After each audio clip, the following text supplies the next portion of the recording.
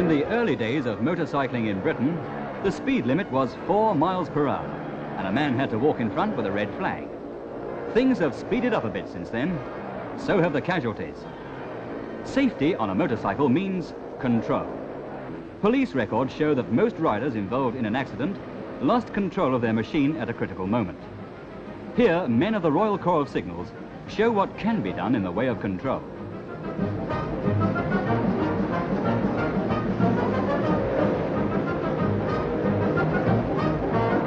If you think that's easy, how about this?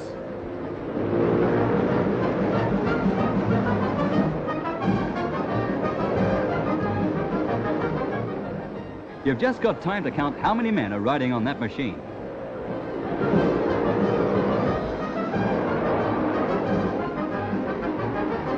Control at slow speeds is just as difficult and just as important as control at fast speeds. When you can do this, you have a certain right to think you can ride a motorcycle.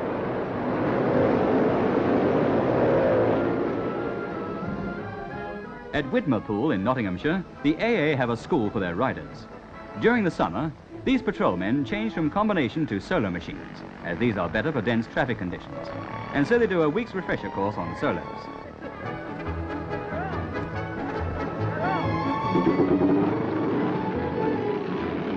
It's easy to tear up a hill fast, but far more difficult to go up slowly in a stream of traffic with no wobbles and no feet on the ground.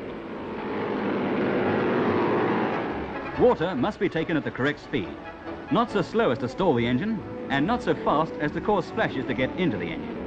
The examiner watches to see that the rider obeys the rule, after water, test your brakes. The RAC and Autocycle Union run schools for motorcyclists. Any rider can take one of these courses, which are spread over 12 weeks. During the last 7 years, 10,000 riders have done so and obtained certificates of proficiency.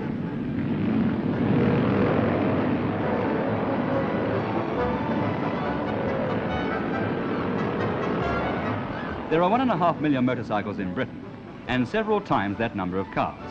Yet, there are 2 motorcyclists killed for every motorist.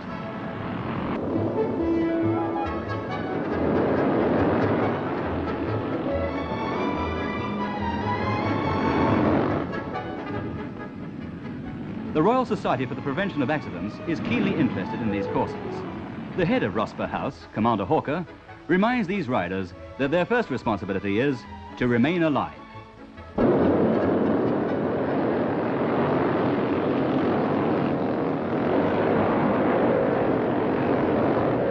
The school at the Crystal Palace has passed over 1,000 new riders. Enthusiasts among this 1,000 have been largely responsible for the revival of racing at the Palace. The sidecars used for this event aren't exactly suitable for taking Grandma out for a spin in the country, and the so-called passengers have no time to sit back and admire the view.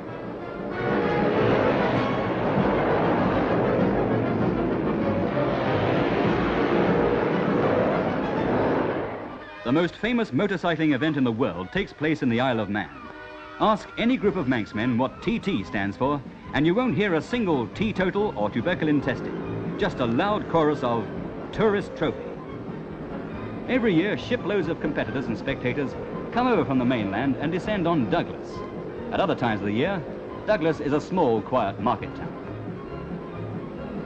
1 horsepower can pull a whole tramload of people, but no motorcycle enthusiast would thank you for a 1 horsepower motorbike. He likes to feel a good few horses tucked away in the chunk of metal between his knees. The TT mountain course is 37 3/4 miles around, and the riders must lap it 6 times. Each lap, they make 107 left-hand bends and 112 right-handers. Here, the competitors are practicing and getting used to the course. Now they're down to serious business. There are half a dozen hump bridges on the course, and this one at Balor demands first-class riding skill to negotiate the right-hand bend immediately after landing. This is the junior TT race, won by Hartle, number 12. Ramsay is the island's 2nd largest town, and the course leads through Parliament Square.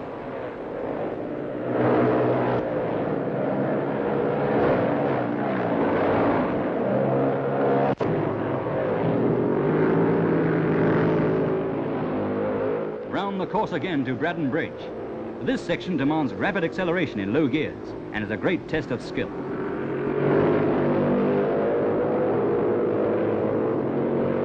At the end of Sulby Strait, world champion John Surtees brakes hard to negotiate the bridge. Others are hot on his tail. Now it's time for the senior event, for machines of up to 500 cc. Surtees is out to avenge his defeat by Hartle in the junior event. Here is Hartle. Surtees. Rowbottom.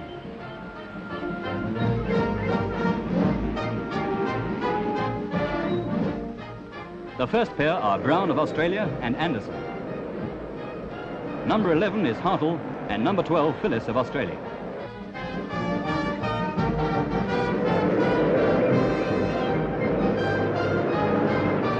The leaders gather speed as they tear towards Braddon Bridge with its demands of low gear work and rapid acceleration.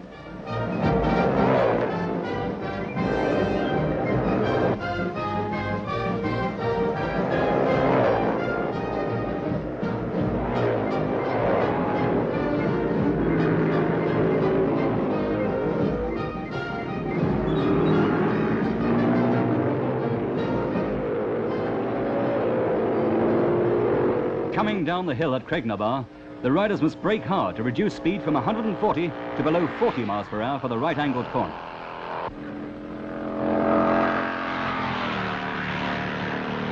Seven miles gone at the last lap, and they come to the fast corner at Ballacrane and then onto Balloch Bridge. For 226 miles, they've been battling it out over the zigzag mountain course, climbing to 1,400 feet and dropping down again to sea level.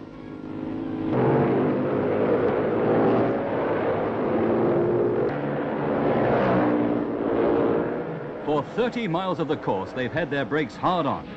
Yet, the winner's average speed is 102.44 miles per hour. And John Surtees is winner of the TT Senior event for the third time in succession. 300 riders during practice and races covered 100,000 miles over this mountainous course at speeds reaching 140 miles per hour. And yet there wasn't one serious accident. Before Surtees, the greatest name in motorcycling was Jeff Duke, now retired to run a hotel on the island. Jeff has proved that, given the necessary skill, you can be a motorcyclist and still stay alive. Jeff began his motorcycling career with men like these of the Royal Corps of Signals. Control is the essence of safety. Control under any conditions and all circumstances.